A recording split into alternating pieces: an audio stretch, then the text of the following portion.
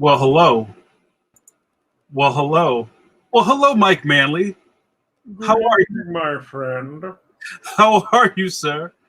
What I'm quite fine. pray tell are you reading tonight, my dear friend? I was looking at some Xeroxed copies of Untamed Love Nice. by Frank Frazetta. This is Xerox's. Is there a story behind your Xeroxes?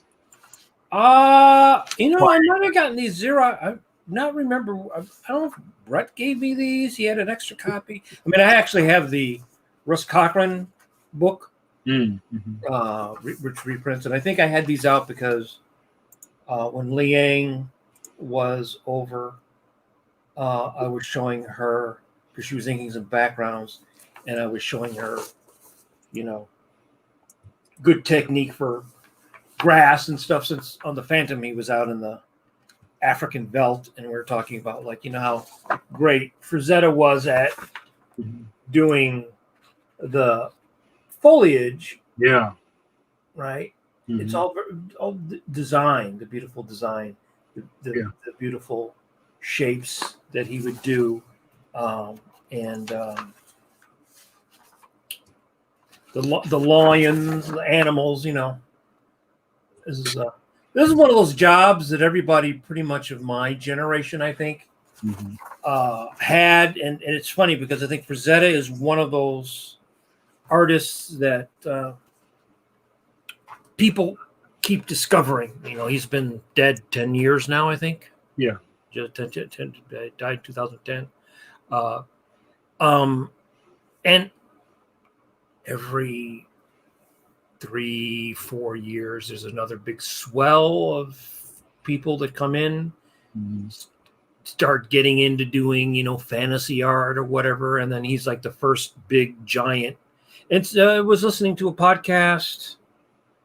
Ahmed Eldori had a podcast. We were listening to that in the studio, and the guy he was interviewing brought up Frazetta as being a primary source. So through comics, illustration, gaming, concept art, he's just like one of those sort of key artists that people keep discovering. And I mean, I know that from when I teach. He's one of the guys I turn the kids onto in the class, and just it's great to see people like, whoa, right, head, a little mushroom cloud go off, right. That's always a great moment, and that's one of those great things about teaching, and even just like sharing content from a different generation with the younger generation. If they're really about their craft, they'll find some merit in it. It's rare that you'll see a kid will go, especially with art, that goes, "Oh, that's old. That's old looking." You know what I mean? Well, even if it's old, which it is, just by the fact that it is actually physically old, you're influenced. He's a guy you're influenced by, whether you want to acknowledge the value of his work or not, because basically everybody after him is bent by his influence, right? Yeah. Sort of like Mobius or Kirby, or there's certain key artists that when they come along, everybody after them is different, right? And the business is different. It's sort of like when Star Wars came along, it changed things. There were important science fiction movies before that, but not to the degree that it changed not only science fiction, but movies and comic books and any adventure kind of a thing. Right. People don't remember who were not our age, and I probably remember a little bit better than you because I'm a little older. But just when they would have an ad for something, it would be like pew pew pew pew pew, and there would be like some laser thing going around, or like remember when lens flares was on, once lens flare came out, like every logo had the lens flare on it, and now if you put it on it, people of course think it's like you're doing some cheesy retro thing, or like you just got a new copy of Photoshop. Right. Yeah. You gotta wear out the lens flare. Right. Yeah. So that's why I always have stuff like that around. Yeah. It's just also fun to look at. You know, you get tired of looking at your own stuff. You want to go look at something different. That's why I go to your house. Welcome, everybody, to Pencil, your favorite pandemic podcast. We're back again for our usual shift rotation every Wednesday and Saturday evening. Shift rotation. 8 p.m. EST. You get the pleasure of watching me, Jamar Nicholas, the Kevin Bacon of comics, and also I do it all the time, modern master of comic books, Mike Manley, my best bud. Talk shop. We talk about the business of comics. We talk about what happens on the other side of the exhibitor's table. And we invite you, yes, you, dear viewer, to interact with us. We are always graciously sponsored by our good buddies at Graphicsly, who make, look up there at the John, Clip Studio Paint. Which I just downloaded the new version today. Oh, yeah, man. We got to talk about that. And also our good buddy, John Morrow, who is the mastermind behind Two Mars Publishing, publisher of Mike's very swell magazine, Draw, that I have a column and also write for the magazine, and also a lot of really great things that cover the love and history of comic books. Go check it out. Mike Manley, we have a very interesting guest waiting in the green room. Waiting in a cave, I think. Kind of a cave. A bat cave? Perhaps. Oh, no. Yeah, so I just want to get right into it. We have a lot of new viewers. So just before we bring Brad in, I want to do some rules of engagement. Please, I love chatter in the chat room or in the comments. If you're watching from YouTube, please get some chatter going. If you have a question for myself or Mike or Brad, type it into the comments and I will see it. I can't guarantee we'll get everything on, but we'll try. What we're going to do is we're going to have a very swell shop talk. And if you have questions that are really good but just aren't right at that moment to talk about, I'll save it. I'll put it in my pocket. And when it comes up, I'll bring it in. So don't get anxious if I don't get to your question. Everybody following? We got it? What? So you got it. All right, good. And there's lots of people who are already checking in. Hello. So without further ado, I want to bring in a fantastic comic book illustrator and artist. Has been at DC for a really long time. He's done Marvel work also. He's kind of one of the new versions of the Modern Master.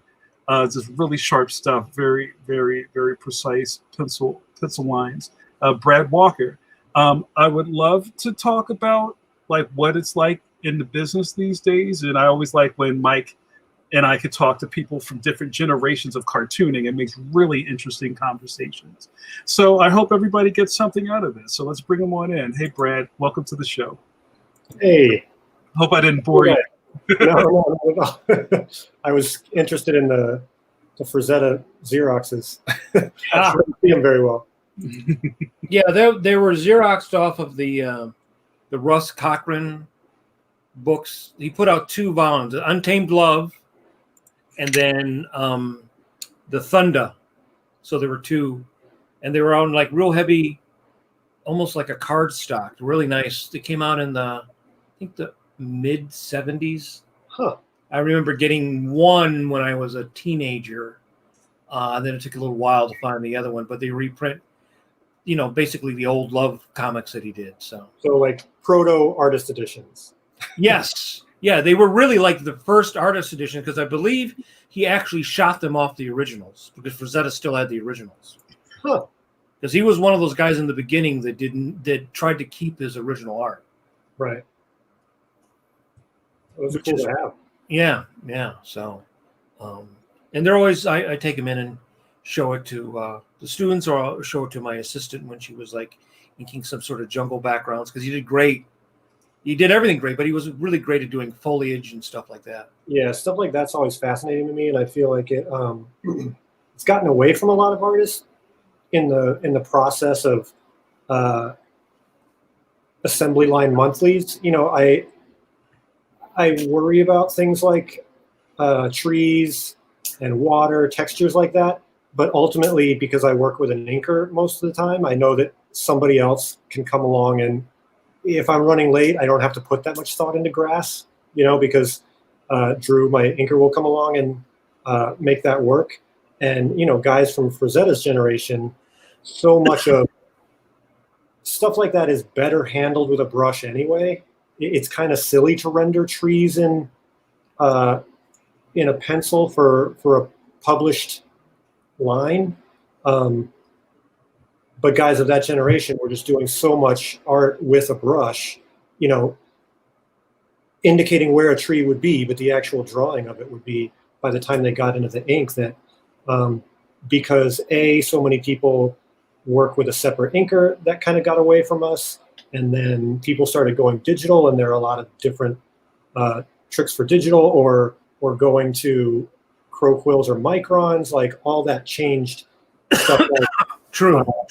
Like and the old guys, a lot. Yeah, and the old guys did not pencil as tightly as, like, nobody penciled as tightly as you pencil, right? Because the aesthetics were such that they finished the art in the inking stage. Yeah. So they would pencil like faces or, things that needed to be tight. And then stuff like the grass, a lot of that they would, especially even, I noticed the foreign artists, like the guys from Spain or Italy or the Philippines, like my buddy Villagran, would never pencil anything that tight. He would pencil it tight enough, and then he basically drew in ink. Yeah. I feel like a lot of that, because of digital, actually, and because of just in the past 10 years or so many people that I feel like there was a big movement with artists of a reputation that they didn't want to give part of the originals away anymore. So we saw in the past 10 years or so, guys starting to ink themselves again, even if they weren't proficient. They were sort of like getting it down as they went along. You saw a lot more of that. And so when I see their process now, a lot of those guys, it's kind of the same thing again, where they'll do very loose pencil work, and you'll see it really come together in the inks. Yeah. I there's different schools, because there were older guys, I think, like Russ Heath, who did, I think, fairly tight pencils. But I also think that the superhero comic, or let's say the mainstays of guys like Buscema, Kane, the guys who would draw 3 or 4 books a month, right? Yeah. Their thing was doing the storytelling and getting the bulk of the drawing in as far as structure. And then you had all the guys who were great, like the Filipino guys, or Villagran, or guys like Sinnott. The old school guys could draw, right? So they would do the finishing. So you didn't have to draw the shine on Iron Man's armor. You didn't have to put the tree in, because Joe Sinnott had great drapery and foliage and all those techniques. He could draw well himself. And I think for the pencilers, there was a level of trust there, because they knew that those guys were from the Frazetta school, and the Al Williamsons, and the Alex Raymond. They had that sort of lush brushwork, and they trusted that those guys knew how to draw underneath textures. And also, I think that there was an element of disposability with the art form at the time, where they weren't really worried about that month's issue after it was off the stand. So there wasn't a level of embarrassment that thing was going to exist forever if somebody came along and ruined it, which those of us these days, that's a concern. And I don't have line counters like you have now. Like, people are just waiting to, like, oh, Brad, Batman's ears looked a little bit shorter in that last panel. And it's always kind of minutia that you'll hear about too. You always see that on when I get that with the strips. But I do think that you're right, that there was a, your comic came out, it was on the stands week or two, and then it was gone, and you would probably never see that comic again, probably until the 70s or the late 70s, early 80s, when there were comic book stores. Yeah, and you could actually find copies. You've done 3 issues that month, so there was always other stuff to be worrying about. They also, I think one of the big differences now, so many of the people in the business, we're all in the business because we grew up just rabidly loving the material. And I think the guys from that generation got into it because it was a job and they were proficient at drawing. You know, Buscema didn't love the Hulk. he might have been inspired as he was drawing it because of the craft of it, but he didn't get into the business because he was this huge Iron Man fan. And those of us today, that's how they find us. That's how we learn the craft, is because we just read the hell out of comics growing up. So there's a level of, I think that there's a deeper personal investment in every little bit of the work, for better or worse, with the later generations that came along after everybody became such fans. Yeah, I also, when I would talk to guys like Al, who, to him, his comics that he loved were the comics he loved as a kid in the 40s, right? Yeah. And so, in fact, it was funny. I was just Zooming with a bunch of my buddies right before this, Brett and a couple other people, and we were talking about how, people forget now, most people, or don't even know, but comics in the 50s was pretty much dying at the end of the 50s. And Williamson, as an example, went to Mexico for a couple years to work with John Prentice. Frazetta went in and ghosted Little Abner for 9 years, right? So a lot of these guys went out of the business because the business was almost dying. So a lot of those smaller publishers that existed in the mid-50s, by the end of the 50s, they were gone. And there were a lot of guys in comics who got out and went into advertising, like Lou Fine and a lot of people, and they never came back into comics. They got out of comics and they never came back. Kirby tried to get into the strips and it never worked. So he was still in comics, and that's if he had gone and if he had stayed in the strips, there probably would not have been a Marvel Comics because he wouldn't have gone back to work with Stan Lee. Yeah. So, and now we're sort of in that realm again because, comics, as you know, are not on the best ground. And so I think also a lot of people don't go into comics now. They could go into animation, or they could go in, if you're interested in science fiction, let's say, you could go into concept art, not go and draw a comic book. Like when I was a kid, you had less outlets, right? You had more outlets than I had. And somebody now has even more outlets because of the internet, because of film. I mean, look how many science fiction films there are at any one time being produced. Yeah. With all these streaming services and everything. So, and animation and video games, there are so many outlets. I see a lot of people sort of bleeding off of comics. And honestly, when people, once upon a time at conventions, things like that, when people ask me about getting into comics, I wouldn't say that I am exactly encouraging to them about, I feel bad saying this to you, knowing, you teach classes, but I'm not exactly encouraging about the prospects of somebody getting in at this point. I can't even imagine. I feel like I got into comics 17, 18 years ago. What was your first job? Detective Comics, $7.95. I got two. So you started right in the sweet spot. Yeah. Same book I'm on now. Right. So I got two backup stories in Detective in 2003, I guess. Maybe 2002, but they came out in 2003, I think. But even then, it felt like it was just after, things had really cooled in comics, and then I feel like things started to feel like they were surging a little bit from there, and then they felt like they've cooled again now. So I really, when people ask me about getting into comics now, I don't know what I'm telling them to get into or not get into. It's such a weird time where I feel like the people making the books are not being very transparent about their plans to us.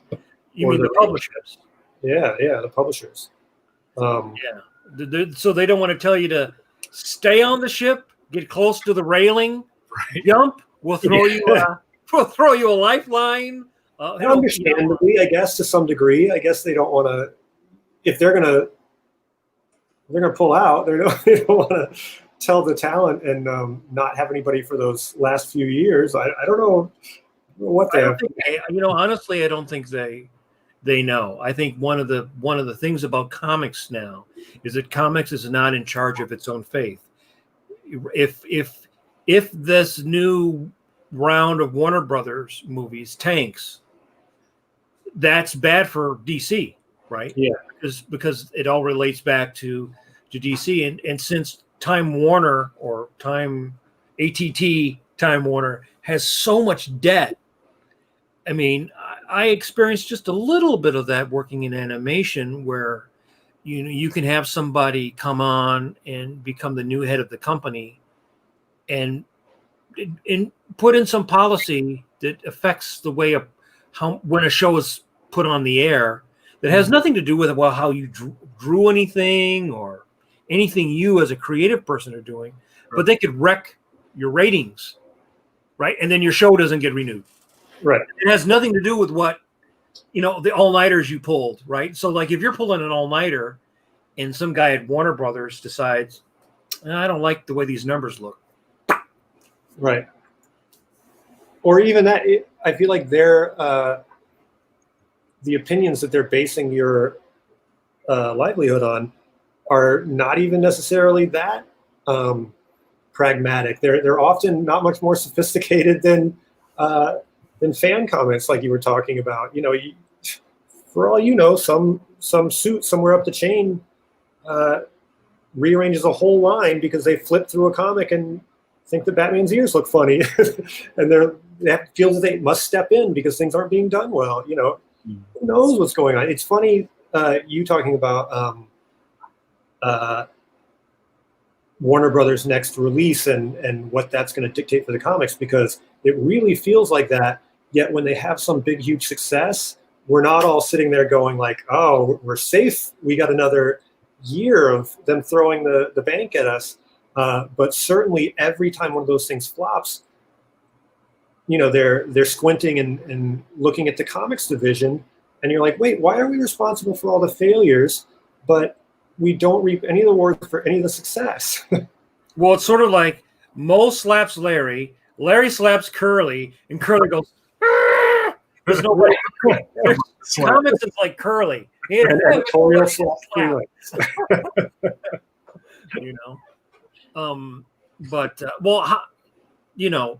Surfing this pandemic as a creative person, whether you're working for DC or Marvel or you're an independent person, the creative process is pretty much the same, I would think. It's been weird not adjusting during such a period of constant adjustment.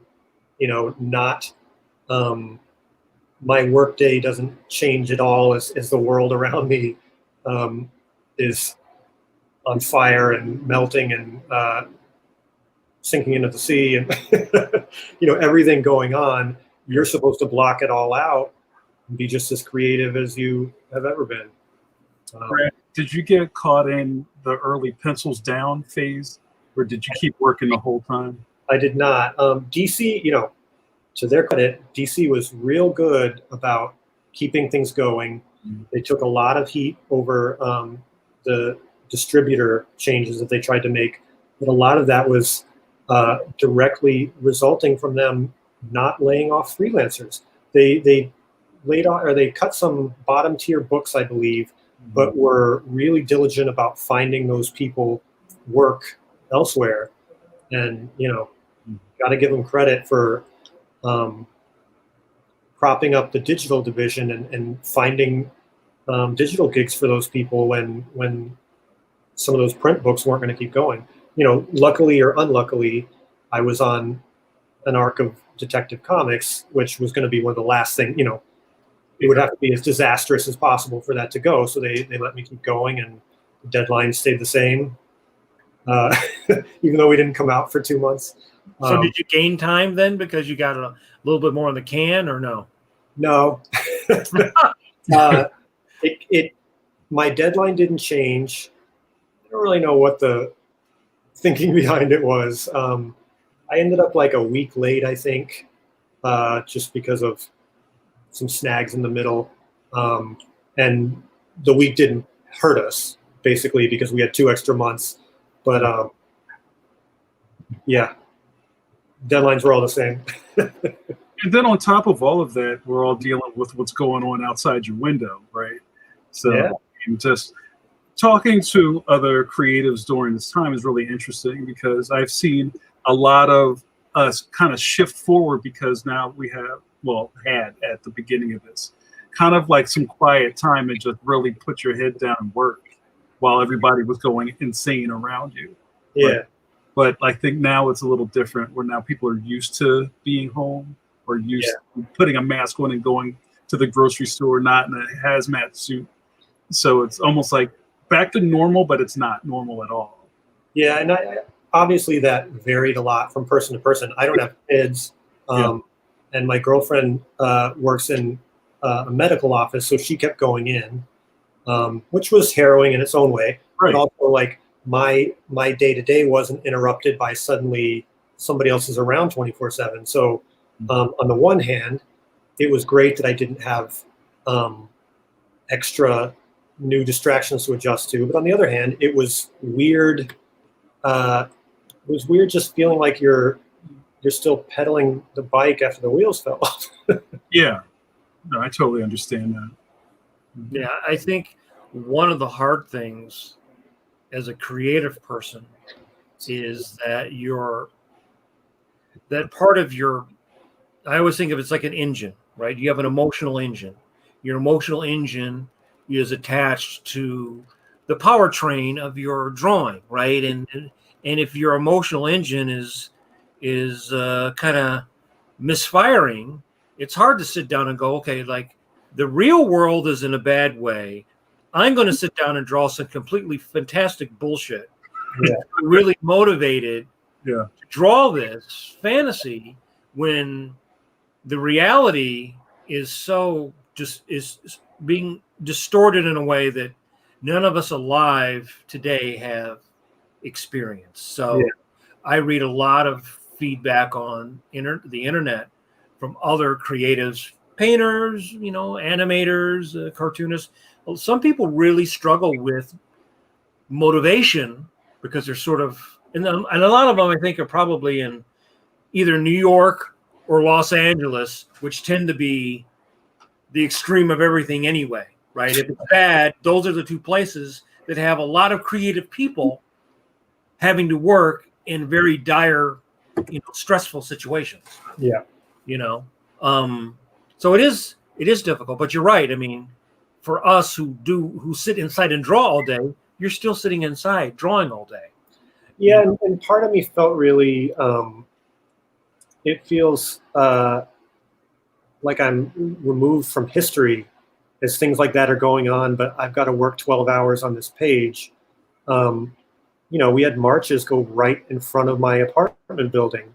You're like, can you hold it down? I'm on page 11. Well, I wanted to go march, but I have too much work to do.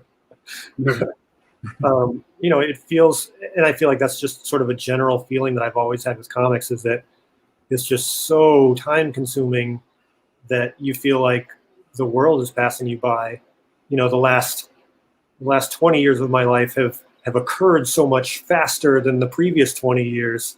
And it's a palpable feeling that you're just always inside. Every day is just like the one before it, and nothing changed. And then in such like severe times, it really underlines that. Yeah. I remember my dad said, the older you get, the faster time goes. Really feels like, yeah. And I remember Leonard Starr said he woke up one day and 30 years went by. Mm-hmm. Yeah. And maybe it's unreal. Maybe it's my own personal perspective that I attribute so much of it to comics, and maybe it has nothing to do with comics. Maybe it's just life in general. But my reality is comics, and comics keeps me chained to a desk or a couch or whatever the case may be. So many hours out of a day and days out of a week and on and on. So how do you manage that stress, because I remember, with the strips, I never get a break. I could literally sit on the bike and pedal maximum speed 24/7, 365, because that's just the nature of a comic strip. But in comics, you would get that break between the issue you just finished and you're getting the script in. So maybe you get 3 or 4, 5 days, maybe, if somebody's running late, but then you got to hop right back on. So how do you manage what's your time management, your stress management like? I almost feel like I would prefer the consistency of a strip. Just knowing that it's there, knowing that you move from one short form story. So obviously they bleed into, one day bleeds into the next from a narrative perspective. But I almost feel like the ebb and flow of doing arc to arc, the way that comics are the way that mainstream stuff is structured now, almost makes me feel like I can never adjust. The first issue of an arc is always the biggest struggle. The last issue I always do super fast, and then I start to get this inflated confidence that I can just do that consistently, and then you take like a week off in between that and the next arc, and you lose everything that you thought you learned by the end of the previous arc. I do feel like I've come to more of a comfort with it, or just an acceptance of it, which has helped. I used to just carry so much stress. My back would lock up after an arc, and I'd get like real bad pains in my neck. And I think once I realized that it was stress related, that it was specifically an emotional thing that would cause my neck to lock up, it went away. Wow. Mm-hmm. Like if I deal with the stress, then the physical manifestation of it doesn't happen. And it was just sort of like a realization that I had to come to. But there's a real. I had this conversation with my editor towards the end of the last arc, where I explained that I've adopted a very sort of like Zen perspective, especially as you get closer to a deadline, where I just have to will myself to confidence that I can get everything done in the amount of time, because if I don't do that, then I definitely won't. And so I have to block them out. I can't daily be giving them, status updates, because if they ask me for one, it starts to shake that confidence. I just have to like be in my zone and push forward, make my schedule, believe in my schedule. This is how much I have to get done per day. If I slip a little bit, I rearrange it and I start over. But there's no other way for me to manage the stress and the less sleep that you go through when you get at that point. If I fall behind in the middle of an arc, I don't stress about that as much, because the last issue is always going to be crazy anyway. I'm going to have to make it up, and you make it up. Mm-hmm. I feel like there's just a lot of like walls you put up in your brain, and things you convince yourself of, and it's all sort of willing it to happen. Well, one of the interesting things that you mentioned there, is that this is the kind of job where you want it really bad. Maybe you're lucky you get an opportunity, but no one ever tells you, here's a handout about how to handle your stress management. Yeah. Here's your script, 2 weeks, buddy. Mm-hmm. Right now, over the course of your life as a freelancer, maybe you might meet other people, you might meet an older pro, you may end up crashing. I mean, I've known other people that have crashed out and they have to go to a doctor or they have to go to a shrink. Oh, yeah, they burn. Yeah, and then you have to sort of learn how to manage it. But that's actually one of the biggest issues, I think, of being a freelancer, is that you have a lot of freedom, but you also have total responsibility and really no one coaching you or giving you advice on time management. It's like a hungry mouth that you can never feed fast enough. But no one ever says, well, take care of yourself. Now, sometimes you might have a personal a good relationship with people that you work with, but the corporation just wants you to feed it as fast as possible. And usually by the time you're in your mid-30s, you've done all-nighters, you've thrown your back out, you've done things that compromise your health, and you're starting to get gray hair, and you start thinking like, that part is not fun anymore, and I've got to try to find a way of balancing it out. But almost to a person that I know that does this for a living, that's usually the case. By the time you're in your mid-30s or your 40s, you have to start figuring out a way of managing your life with your job, and it's usually nothing that you were ever instructed on. Yeah. And part of that for me was acceptance, like not beating myself up or letting that stress crush me as the days were piling up and the pages were, not equal to the days. Right. Part of that was just me being like, look, what's going to happen? The thing is going to come out. They always come out. They're going to get mad. They'll like the pages. You'll turn it in. You're not breaking off communication. I'm not disappearing. I've learned the little things that set them off or that calm them down. But I think about that a lot because I went to art school and I had a great education in terms of how to draw comic pages. And they talked plenty about the relentlessness of the schedule, the amount of work, the speed that you had to do it at, how it was difficult. But nobody ever took that beyond that and said, here's how you do that. Mm-hmm. Nobody ever broke down like tricks for how to arrange your day, how to approach a page economically.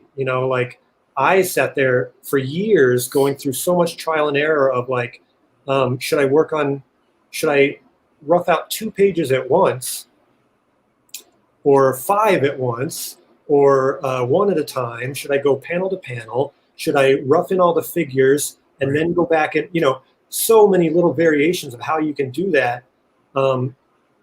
And I tried every one thinking maybe this is the trick. Maybe this is what people do.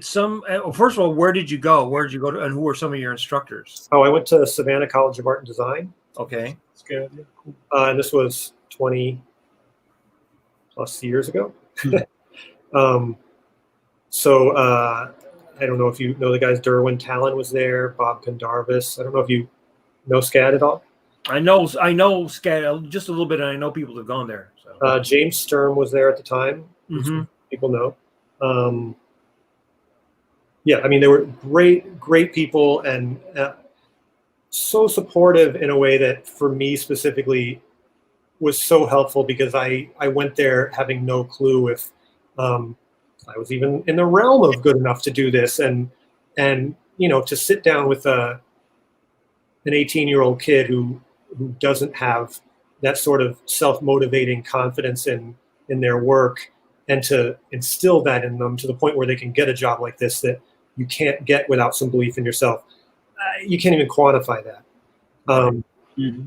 And they're also, they were also working with artists of all sorts. So, I was hoping to go into mainstream work for hire superhero stuff. And then they're also trying to instill the same thing in somebody who wants to do like zine memoirs. And that's, those are different. It's a different hand probably that is required to work with kids in different corners of the field like that. And they were really adept at that. And I'm close with them to this day. I haven't heard from James Sturm in years, but Derwin and Bob I talk to frequently and get together with when we're in the same city. But I think a lot of what I struggled with for so long just wasn't touched on. They would have editors come to the school to look at work, and they would talk about, again, like I said, just how relentless the schedule was. But nobody was ever like, you were never mentored from another artist that went through some of these trial and errors. I wasn't anyway. That could sort of like point you towards some of these tricks. And I feel like what I learned for myself is, and this almost like didn't help, but different tricks work for me at different times. There's some times where I'll work out like 2 pages at a time, and I'll go through and I'll do all the figure work. So I feel like there's a good chunk of everything done for those 2 pages. And then I'll go through and I'll tighten up the figure work. I'll do like a really rough background pass. I'll go through like that, and that'll work for a little while. And then that just stops working. And I'll just sort of get an inherent feeling where I think I need to go panel to panel. I need to just finish one panel on a page and then move on to the next one. And then I'll go through a period of time where I'm like, I just need to get all the easy panels done on these 3 pages. And then I'll feel like the bulk of these 3 pages is completely done. Just get all the easy panels completely done. And then when you're working on the 1 or 2 per page complicated panels, it just doesn't feel as like crippling. So, I'll go through like a revolving method. I think I'm probably more methodical. I think because I did not have any like tutoring or coaching or anything. So my way of figuring it out was I would see guys like Gil Kane or John Buscema, and they seemed like they had a very systematic thing of like they do the layouts, and they would either transfer the layouts or redraw the layout. So they lay everything all out. Then they go through and they pencil everything. I always called it like the way I explain it as a teacher, especially for the younger students, is I call it like the Betty Crocker. If you follow the Betty Crocker recipe, anyone can make delicious brownies. Any deviation of that recipe pretty much means that your brownies are not going to taste as good. If you say, I'm going to do it all and then cook it at 5,000 degrees for 0.2 seconds, any deviation of that basically means your brownie is going to suck, right? The problem with everybody in the beginning is you always have good habits and bad habits, but you don't even know what your bad habits are necessarily when you start, right? You figure that out after like trying to climb up the hill and going like, wow, I was carrying way too much shit to go up that part of the hill that had mud on it, right? That totally didn't work, right? I'm wearing the wrong kind of shoes.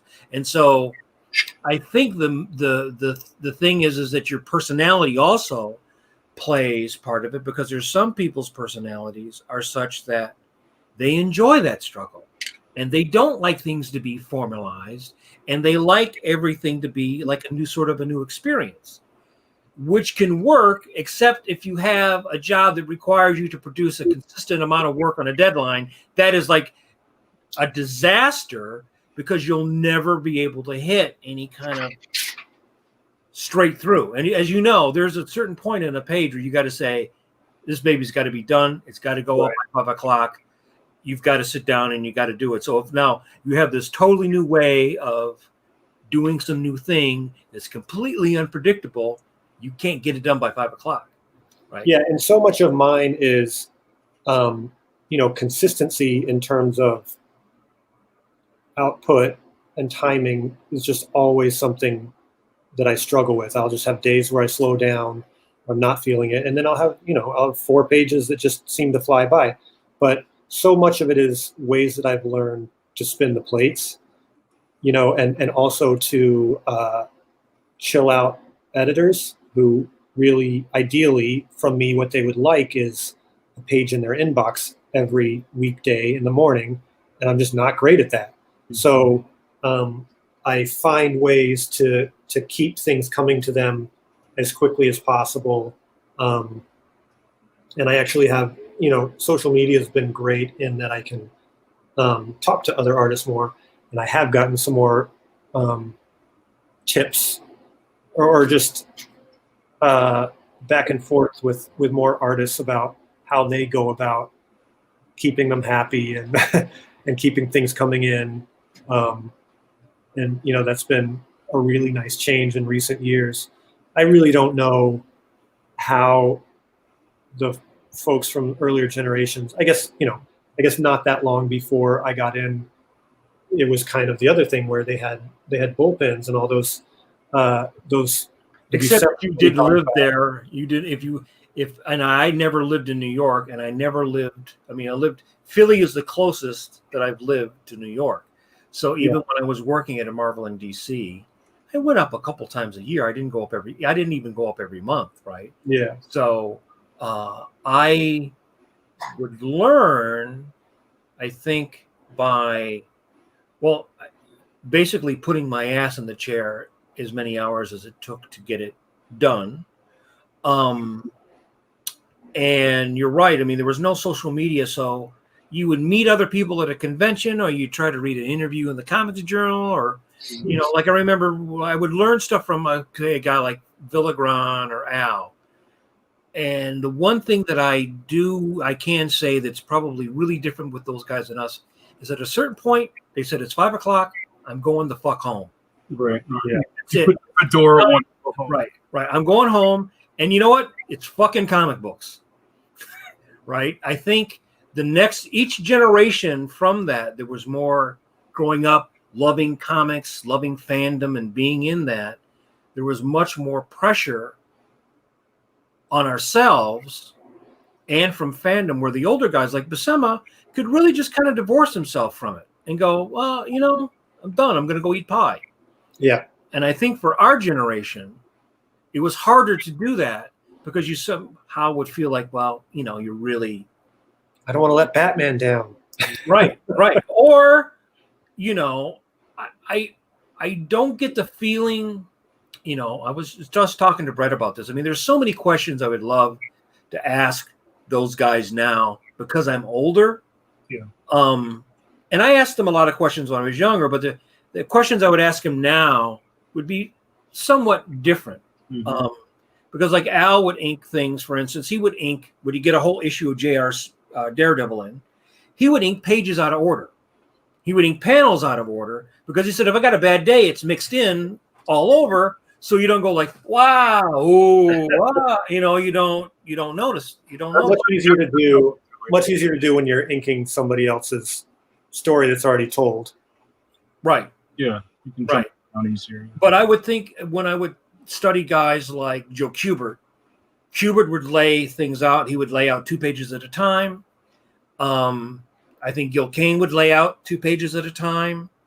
And those guys always produced very consistent work.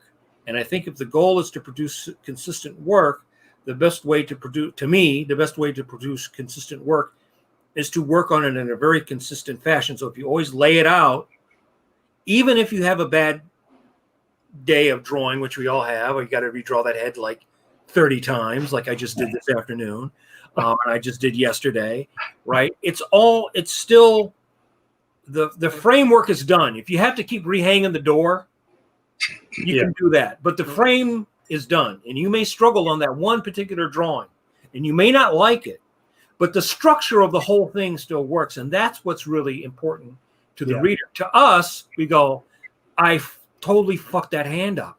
That is like a flipper. Did I just have a stroke? Did I just forget how to draw a hand? And it will bother you, but the fan is not going to notice that in the way that you are. Unless they're Batman ears. Huh? Unless they're Batman ears. Right, of course, right, yeah. So a lot of that acceptance that I've come to is aesthetic stuff like that, and just accepting that other people don't see my stuff the way that I see it. If I don't like a face, if I don't like a framing, other people go right past that. And somebody told me at one point that, people, they don't look at this stuff that long. We sit there and stare at it for hours and hours and days, and you'll draw this really complex panel, and somebody looks at the balloon, they read the words, and they look at the face that the little arrow's pointing to, and then they're on to the next. And they read the thing in 10 minutes, and then they read another one. And even in a world where these things exist forever, nobody is as scrutinizing of it as the person making it. And you've got to give yourself a little leeway to not love every single thing. And honestly, like once I gave myself a little more leeway, I think I enjoy the stuff that I do more. I'm happier with the result. Even if there's a face and a background on a page that I'm otherwise happy with and I don't love, I'm able to let myself enjoy it, which is a big part of it. Brad, I have 2 questions for you, which is part of our conversation, kind of to wrap up the self-care. And I wind up asking a lot of our guests the same question, and I think it's baked into us. At this point, do you know how to relax at all? Right? Even given if you're in between books or you have a weekend free, like that ever happens. Yeah. I feel like I have my between books crash that I'll do. Sleep. Where I just don't want to do anything. Like that deal, by the time I finish like an arc, so like 8 months of my life, I really just want to lay there on the couch and not do anything. My girlfriend always is ready for me to go and do fun stuff then. So there's an amount of just sucking it up and sort of like faking it that I'm interested in, going to this museum or whatever it is. And then during the work, I have sort of my little Band-Aid relaxations where I, give myself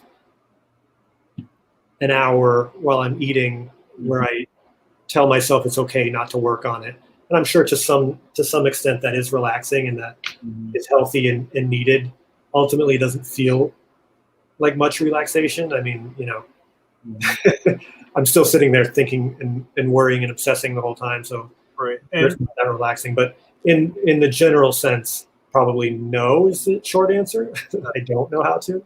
And I think that as a sidebar of that is, with a lot of cartoonists who are in relationships or just, I don't want to say drag places, but you have a family or you're part of this unit that has to do things as a family. And like going on vacation is like the last thing in a cartoonist's mind. The idea of it is so stressful. Yeah. And the amount of times I've done it. How am I going to go on a vacation? Yeah. How am I going to fit this Wacom in the suitcase? How would I plan the time for that in advance? How would I even schedule that, knowing that, like, all right, I know that the deadline is this day. I might not hit that day.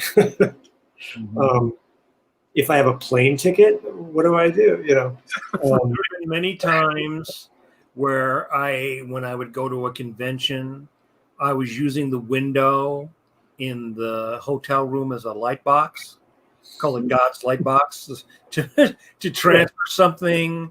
I've finished storyboards. There was one we went to, Brett was finishing a storyboard, and I think I helped him tighten up some stuff. But yeah, I mean, it's really, because the thing is that this is not like making the same piece every day, right? Some pages come faster. Some page, you got a page that's got motorcycles on it. That's not going to go fast. Right. Nobody draws motorcycles fast, right? Even guys who are good at drawing motorcycles don't draw motorcycles. They might draw a little bit faster than me, guys who draw it every day, but it's still a certain amount of time that you got to put in to get the thing done. And like, if you got a crowd scene, like every week, like this week of Judge Parker is easier than last week because I'm not drawing crowd scenes of people meeting the other characters in like some campaign, right? So this week is people in a bedroom talking to each other. Well, it's the same way in Batman. If he's fighting the Penguin and you go to his hideout and there's 1,000 penguins with dynamite taped to their head, you're not drawing that quick. Right. There's no way. So I'm starting an issue, and I think I can describe this without spoiling it, but Peter that writes detective with me, great guy. We talk all the time. And he literally wrote in the script that a character like blows the lights, and he was like, "See, I who loves you? It's gonna be dark." And then he says, "The only light is from these projections of old pictures cast across the characters and the scene." And I was like, "Wait a minute, that's a second panel." Yeah, that is not easier. So yeah, many times I've been on phone calls with editors where I try to describe to them that every page is different, and you're stressed because I've taken a week to do 2 pages. I'm trying to tell you, look at these 2 pages. Yeah. It should explain why. And then I'm gonna have a week coming up where I can do 6 or 7. You just got to hang in there with me. They're all different. So what is the most difficult drawing situation? Like I just mentioned, something like, motorcycles or something like, to me, like drawing horses. Horses are difficult to draw. They're difficult animals to draw. There's guys who draw horses beautifully. I have to work at drawing horses because I might this week draw the horse in the fandom and then not draw them for 4 months. Yeah. So you get better at drawing people because you draw them every day. But so do you have things that you feel like, okay, that's a steady thing, but here's another thing that's like, it's like, I think the biggest slowdown for me is the more characters that are on panel at a time. It's just a killer. Even like a small background figure, I don't really have a great way to shortcut that. And even if you have a shortcut, if you have shots with 30 characters in that shot, if you have to draw a crowd, you got to draw a crowd. Yeah. And once upon a time, maybe people could kind of get away with like a little head or some zigzag lines, and I don't feel like that's necessarily acceptable, or just that maybe it's more that doesn't,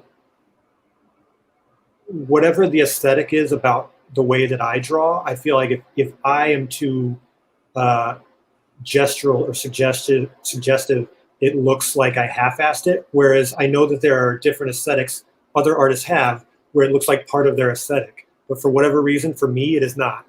And I feel like if I don't sort of like render the characters a little bit that are in a scene, it looks like I just drew ovals and handed it in half done. Got a check. Yeah. Well, it would be like if Michael Golden suddenly did Gene Colan in the background. It would be like, what? Yeah, you would notice. Yeah. I have some questions. Brad, so we're going to do a quick lightning round because we're really heavy into the self-care conversation. Really is. Let's do this one first. So our new friend Rick asks, how are your rules for taking breaks during work hours, Brad? Do you follow a certain schedule? So maybe you could talk about your day-to-day wake up. No, I would probably be wiser if I followed more of a schedule. I'm very dictated by stopping points, I think. Mm-hmm. So I will I'll have like an idea in my head of a point that I want to get to before I take a break. Maybe that's not a great way, but I really can't. The break, I wouldn't take any sort of rest from it if I didn't get to a point first. So it would be wasted anyway. And I know that about myself, so I sort of go with it. Mm-hmm. When do you shut down for the night? Do you work until you finish a page, till it's a certain time of night? I go real late. Yeah. Do you work till failure? Right. Yeah, I work till failure. I work till, so I stay up really late. We got a dog a couple of years ago, and I always, it's my way to be up late anyway, and to work late and pull all-nighters when it gets to that. But when we got the dog, she was so crazy as a puppy. The only time I could get where she would calm down that I could work would be from like midnight till morning. So I got in the habit of working overnight just because I'd finally have a chunk of hours where, she wasn't peeing or wanting to play or whatever it was. And I feel like I've kind of stayed on that. So I'll do like a day shift usually now where I'll get up and I'll work right when I get up I'll get up at like 11 or 12 usually. And I'll work until my girlfriend gets off work in the evening. Then I'll take the evening, I'll spend time with them, we'll have dinner. And then after dinner sometime, I'll start back for my night shift. And I'll go till, usually I try to go to bed by 4.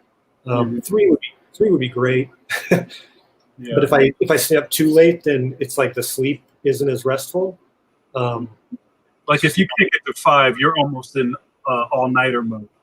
Right? Yeah, I'll go through lots of periods of time where I'll be up till like 6 and I'll sleep till 12 to 2. And you always feel like shit at all times of the day. There's never like a time where, that said, those hours between like 1 and 6, I'm cranking workout. Yeah, So, yeah, what it is. yeah. I go through the same thing. In fact, last night it was the night before I was working till failure until I actually was falling asleep and making marks on the Cintiq. And I wake up, what? Oh, luckily I could Command Z and get rid of them. But yeah, and there is that magic time between after you've eaten, everything's done for the day. No, you can just be in your studio, and you can get a lot done between 11:30 and 4. Yeah. Mm-hmm. Even if I've been up all day and I've been productive all day, something will happen, and you get that hot hand, and you're just like, you're going. You can listen to music or whatever. You put your book on tape, and you just you can cook. The world gets quiet, and I feel like you feel, in good ways and bad, you start to feel isolated. You're very alone. There are environmental aspects to it that it makes sense why it starts to work really well. Even if I'm home by myself during the day, I feel like there are interruptions in that early shift, that 12 to 5, 12 to 6 maybe. There are plenty of interruptions, whether it's the dog, whether it's the trash truck, whatever it is, that you just don't deal with that kind of thing at night. But many times I've done that where I fall asleep right on it. It's a lot better now with digital, because I used to I draw like a pencil line really hard up the page and then be figuring out how to erase that properly. I also think that's a really big difference between what we do, which is sort of, I would say, like being the Maytag repairman, or if you're working in a studio in animation, even though they do have very abusive hours depending upon where you're working in games, and you get down towards the end of where there's something that's going to be launched. Basically, it's a factory, so people go in at 9-ish, leave at 5-ish. Although I do know a lot of people worked in animation would be there at 10 at night because of something that had to be done. But because it's more like a bank, right? It's more like an actual factory where people come in the morning and they leave in the evening. Sometimes, the director I'd be working with, I'd be faxing him stuff at, 1 o'clock in the morning, and it's 10 o'clock in LA. But I do feel that it's also different because you're having to interact with other people, which is great if your personality is such that you like being around other people. But I think in general, comic guys sort of like being by themselves. Comic people, I think, although sometimes you like being in a studio, it seems more common for people to, even though there have been studios like the Wrightson studio with all those guys, the studio, and I've shared a studio, I'm sharing a studio now, but a lot of people work in isolation. And I think the old guys, I remember Jim Aparo, right? Jim Aparo, pencil, inked, and lettered a page a day, page and a half a day, every day, right? So he must have had a system where he got up, put his, went on, had his coffee, went down, and he was very consistent about that. I think people like Garcia Lopez are very consistent. Al was very consistent. He would come up in the morning, we'd be there, we'd have coffee, bullshit, talk about something, sit down, work, have lunch, work again, and he would go home. Only rarely in the evening would he come back if there was a deadline to work. He would usually go home, and then that was it. He would go home, and he would not come back. Occasionally, he'd come back in the evening, but more often than not, he would not do that. And I think most of the guys of that generation, that seemed to be the way that they worked. An all-nighter, like it sounds like you and I are pretty similar in the fact that it's at least a few times a month I'm pulling an all-nighter. Yeah, I used to do it so much, and I started to notice the physical toll that it would take on me and the recovery time that it accrued that sort of worked against it. It was getting longer, I'm sure. Yeah. Like legitimate all-nighters, I do less and less, just because I feel like it's not worth it. But yeah, like I said, I'll stay up real late sometimes, and a lot of times, like, again, not to harp on sort of like dealing with editors, but a lot of times if I'm up till like 4 or 5, I know that they're waiting for something. I'll email them before I go to bed, and I'll be like, look, I got like 2 more hours on it. I got to get some sleep. It's just better to have told them something than, like, I won't be able to get a restful sleep if I'm anticipating waking up to an annoyed email. Yeah. So better I just send it first. And, you know, just coming up with things like that. I think that, not to speak for them, they'd probably say, no, what we appreciate is a page. But I think that they appreciate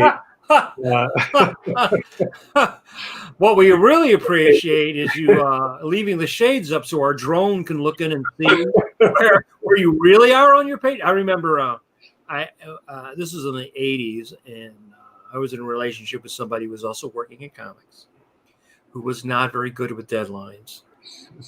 And that's when I learned what you're talking about, which is to always be honest, because it's better to be honest.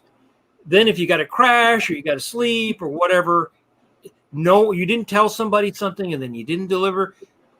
And my editor, we both had the same editor, and the editor, Laurel Fitch, at first would want me to go and like narc on my girlfriend and look at her board and tell her where she was on the page. And I would say, look, that's a weird boundary. I can totally understand where you're coming from, but I cannot go narc on my girlfriend and say, she's only on page 5. Only page 7. What? No. Can you Xerox that and send it to me? You know, there was a lot. I can only imagine what the email would have been like. Well, just, you know, put it up to the camera. Let's see. What an uncomfortable. Yeah. But I learned from that experience, because it was so stressful that you would, if the phone's ringing, it's 3:00 in the afternoon. It's not my mom. It's not my dad. It's probably not a friend. It's probably the editor calling because getting in at 4:45. It's probably an editor calling to go, am I getting paid? Are you sending pages? So I learned right away that it's better to tell somebody you're not getting it. You're going to get it tomorrow. They can get mad. They can get glad. Whatever. You absorb. It's because, like you said, it's stressful enough. If you're thinking, oh God, I can't go to sleep and I'm exhausted because I'm worried about the deadline. No, you can just really make yourself sick. Yeah, I live in dread of those emails, and I can completely take that out of the equation for myself. So why not do that, you know? Hey, Brad, speaking of self-care, how you doing? I'm good. Yeah, we're good. I make a deal with all the guests that I don't hold them hostage during our shows. So, this is my check-in. I have a couple more questions in this rail, and then maybe we can talk about something else. Our good buddy Stunt Ken asks, does Brad feel if he shared a studio with other comic artists, he'd be able to work better where he won't be alone with your own critical thoughts? Have you ever thought about studioing up with people, or is there a reason behind why you I talked to those guys. I talked to those guys in Gowanus in Brooklyn that have a studio. The trick for me was just always, you know, when every minute of your work time is precious, for me to commute to a studio, for me to take a train an hour to get down to, you know, pretty far down in Brooklyn, I just know that I would never get down there. And then you're like paying money to be a part of a studio, and you just never get there because you've got to get, you know, there's so many days where I get up and I don't even eat for several hours because I've got to get something going. So then to like Yeah, to then add a commute to that, it would just get up and you get your coffee, and then you just like hop in the seat, and then you just go. Yeah.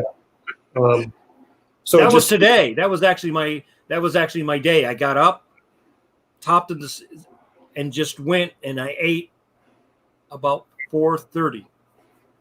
And I hate it. It feels so like I wonder how much extra work I'm really getting done, or how much earlier is this thing getting done because I don't even let myself make a sandwich first, or whatever, whatever the case may be. But again, it's sort of like avoiding that pressure on yourself. But I do think there are times that I feel like having studio mates would be nice emotionally, and just for as often as I like the isolation aspect, there are other times where I really miss talking to people and being around people. And those guys, I know you guys have talked to Kari Randolph, I know, right? You mentioned he flew to me. Yeah. He was, I don't know if he's still at that studio, but he was there when I was talking to them. And I mean, they're all such great guys and great artists. It would have been a really lovely situation to have sat with people while you work for even a few months. But yeah, I couldn't see justifying it, especially when you're paying rent. You live in New York, you're paying so much already. Right. Yeah. Well, I might have a suggestion to you, which would be to we started doing this is to Zoom. If you have like 3 or 4 buddies, yeah, you can just Zoom and you can have it on, like I did that today. And so I do that a couple times a week with John Hebink, Scott Cohn, sometimes Jamar, sometimes Brett Blevin, sometimes Chris Marinan, Nick Bertozzi, a couple other people. And you just, like we're doing now, you just on and you're drawing, and then you can look up and you show something you worked on or whatever. I think a lot of people are doing that. And now, so it's like, if you want to be quiet, you're quiet. If you want to talk, or 2 people are talking or whatever, I think it's just like the real world. Yeah, and I enjoy that. I mean, I always enjoyed having Villagrán when he would stay here. I enjoyed the time working with Al and Brad. And over the years, I've had many people, like Andy Parks and come over. Every once in a while, Jamar would come over and we would sit there and we would work. So yeah, I think you do get something from being in the energy of a creative environment. It's also different because each person's working on their own thing, and so it's not like we're all on a team and like, okay, Walker, where's your part? Right. You're not sharing the same stress. Right. Yeah. Responsible for the Cool Whip on the pie. Right. Yeah. And I found that was good because I could show something to Ricardo, or he could show something to me, or I can even show something to Mimi, or she can show something to me, or like today we were showing stuff. Brett was showing stuff that he had done, and so I think that works. That's sort of like a good in between, maybe. Yeah. Of doing the Zoom thing, because you're right. I mean, in Philly, the studio space is a lot cheaper than New York. But yeah, if you're going to go, and I've talked to people about it, if you're going to go in, inevitably what will happen is something will happen. If you have 4 guys, something will happen to one of them, and he will say, "Sorry, guys, Stacy said I can't have it in the studio anymore, and or I lost my book." And now you're down to 3, and then you're going to try to find somebody else. You gotta. I mean, I've known so many people that's happened to. Yeah, that's the last extra headache that you need, is to scramble to cover somebody's rent. And then they're saying, "Go look over on Brad Walker's table and tell me how many pictures he's drawn today." I got another one for you. We're just rolling with the self-care thing. This is cool. Our good buddy Bill O'Donnell says, "Brad, to follow on that, isn't it good to have a separate space for work so that home life and work life have their own place?" And before you answer that, maybe if you want to touch on, I don't know, if you have apartment rules. Like, if you have your own space, is it cool that your door is closed? Like, are there like don't come in here hours of Yeah, so full time? How does that work in your? I'm guessing that Bill is talking more like about having a studio, like a separate place to go. But it's a very timely question because I just last month, I think why I was going to come on and do the podcast last month, but Right. I moved across the hall. So we were in a 1 bedroom Mm. and I just had my whole workspace was in the living room. Mhm. With the thinking being, well, so I moved when my girlfriend and I moved in together. I was in a 2 bedroom and I had a roommate, and then we moved into a 1 bedroom uh, because she had just gotten this job and she wasn't really sure how much rent she wanted to commit to, and we were like, we can exist in a 1 bedroom. Um, Figuring, I have to work so much anyway. I might as well work in the space where she is anyway, so we can spend time together. Um, it did start to really make that apartment feel smaller, though. Yeah. And so we moved across the hall just last month into a 2 bedroom. So now I have a separate room with, my desk and all my nerdy shit and Mhm. everything. But by virtue of working on an iPad, the amount that I do now, um, I don't have to work at the desk anymore. It's perfectly comfortable to work on my lap. So if she's home and we want to spend a little time together, but I still need to do work, I can work out there. If I'm having like a really frustrating day with it, where I'm really not going to be pleasant to be around anyway because I'm just so annoyed at everything. I can come in. I have a designated room now, which is nice, and I can come in here and where I am now.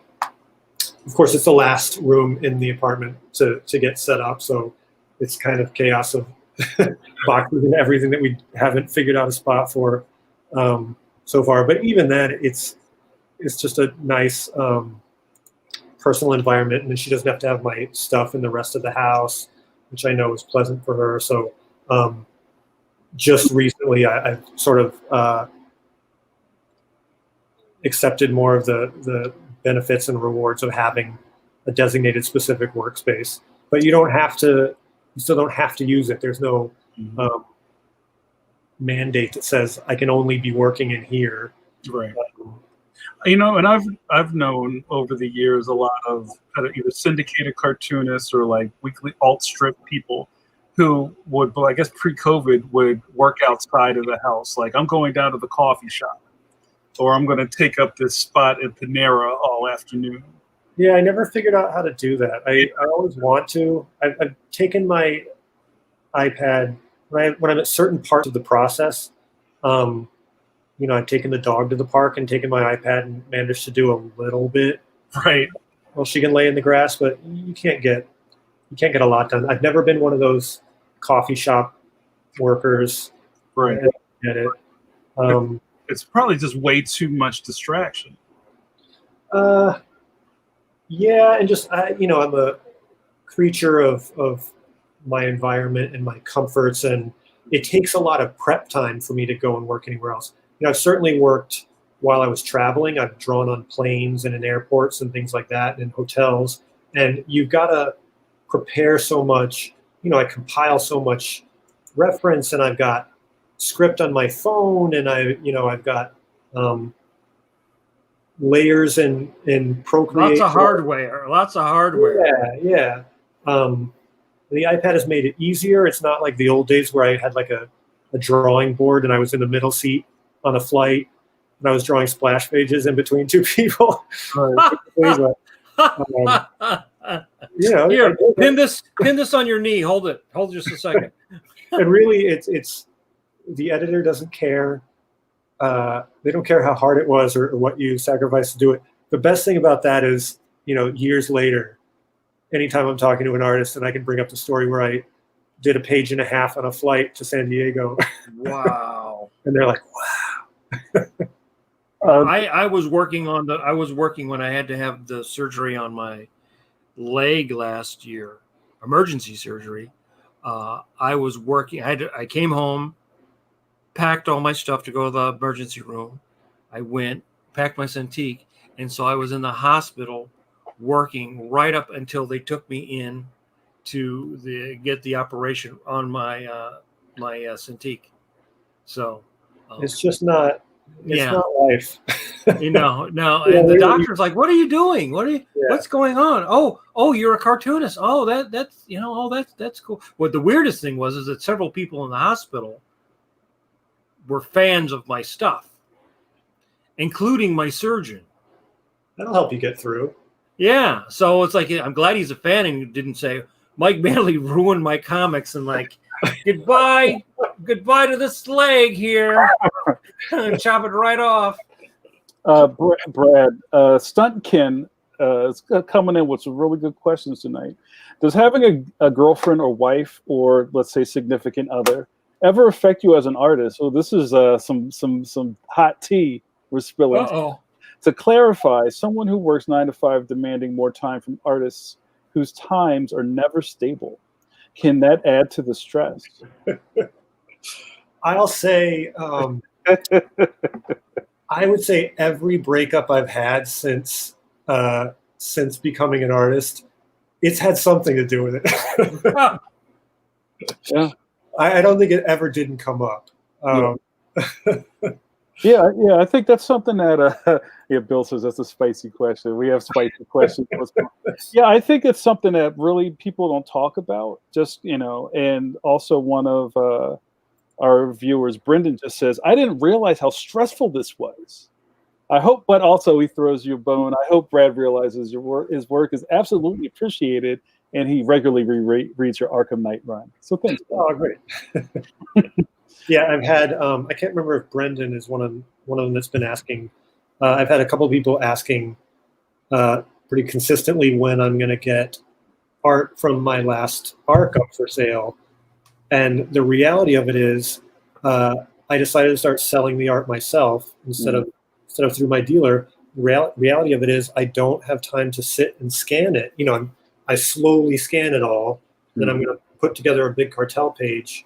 But it just becomes a time reality that, I'm using the computer for other things. I can't walk back and forth to keep putting different pages in the scanner and then come and scan and keep drawing something and then stop every 2 minutes and walk back and forth and keep scanning. So the scanning is taking a long time. So there are things like that, it's part of the job, and then the job makes it impossible to do. Yeah, I just went through that because I've sold a bunch of Phantom dailies and some art in the last couple of weeks. So you gotta decide which ones you want to sell, scan them, make JPEGs, put them on, and I'm selling them on eBay because I believe in selling that stuff. I don't believe in using dealers or anything. But it does take time to write your little description and do, so I took probably one morning. That's all I did that morning was do that. And then another morning after they sell, you got to process your order. You got to make sure you put the right one with the right, you don't send the one to the guy in North Carolina, to the guy in Australia, then you got to go to the post office. So that was probably a couple hours of me doing that. Yeah. And you got to add that in. Box and go to the post office. It's just, and in New York, that's probably a lot more of a hassle. I'm pretty close to my post office. It's not far, but it's a huge pain. You're not throwing them in a trunk. You're carrying this huge pile of boxes. And right now, I would be really worried about mailing anything that's one of a kind. Yeah. Well, here's a question that I ask a lot because I think just the way American cartoonists work, it isn't a light bulb question you come to answer when you get really submerged with work. How come nobody has assistants? And Brad, have you thought about bringing somebody in, even if it's like a kid from SVA or something like that, to help some of this, things that you just can't? I guess I could help. I would feel really awful not paying somebody, and I don't know how I would pay them. Drawings, lessons. Yeah, I guess I could. If there was a local fan that I could give one page to, if they. Well, look, Stuntkin says if you're somebody in Brooklyn, he'll be right over. So, but I mean, see, I have assistants, and there is that part of when you begin to train somebody that it's more time, but eventually it ends up paying off. So Right. like now, even though Leanne can't come over and ink, and I'm having to do all my inking digitally, which I don't prefer to do on the Phantom, but that is where I am. So I can draw the page. I draw them traditionally, and then we ink them digitally. And so I sent the backgrounds over to her to ink, and then I ink the figures, and then I put them together. So I think it's. I was just talking to Brett about this because I think it's worth it for you in the long run for two reasons. One, you will become more efficient with your time to be prepared to have the other person come over and work. And then you will work out a system that works for both of you. And then you actually really do, I feel, pay it forward by helping a younger artist, because especially in comics, the generation we were talking about before, people like Aparo and those guys, they learned by being an assistant to somebody else, right? And now comics are kind of spread out all over the country. So you could be in, I don't know, Iowa and not know another cartoonist or see another cartoonist, but you want to be a cartoonist. You're lousy with cartoonists in New York and lousy with people who want to, get into comics. So you also have to be, I have found, you have to be very straightforward about it, because and you're dealing with a younger person, but it's like your livelihood. I've only had to fire and rehire one assistant, because it's like, if you're going to tell me you're going to take the day off, you tell me you're going to take the day off. You don't tell me after you've decided that you're going to take the day off, and I'm going, where's the hell is the assistant? So I highly recommend it. I highly recommend it. Also, that other energy, I think, of being around a younger artist is actually a very good energy for older artists too, because you get to share that love. And one of the things I can say that I found out from teaching that I was completely unaware of was how much being around young people who want to do what you do and have that dream is invigorating. It is very invigorating. It's very invigorating to be around people who are young and creative and not old and jaded. Yeah. Well, there's also the one thing we bat this back across the net all the time, is that one would think that the city is crawling with people who want to learn the craft from a master or a mentor of some sort. Or me. But the reality is, everybody, for the most part, especially young people, want to just get started. Like, it's part of our new microwave generational thinking that, I could figure this out myself. I'm going to put a strip on Instagram or Webtoons. Why would I go over some dude's house and sweep hair off of his rug? Yeah. You know what I mean? So you may be willing to give all of this insight, but they may not want it, or even go, well, what's in it for me? I can just do this myself, even though we all know the answer to that question. That's the part that I always come back to, is the things that I would need help with. How helpful is that really to them? For me, it's actually it's definitely worth it, and it forced me to. And I've had assistants before, and I had friends who helped me before, who were assistants before, but now I'm dealing with people in the last 10, 15 years who are younger, and basically all the assistants I get now are usually female students, because they're the most of all the students I have. They're the ones who are the most mature and the ones who seem to be the most interested. None of the male students are interested. It's sort of odd, because you would think, okay, well, superheroes in comics, that would be like the guy thing, right? Like, but it's actually, it kind of feels like that's changed. I feel like going back to even as far back as when I was in school, but then more so in the past few years as publishers started learning that there's a potential female audience for it, which translates to the field of possible creators, I feel like they realize that there's a much larger female audience and potential creative pool there than they had ever acknowledged before. Mhm.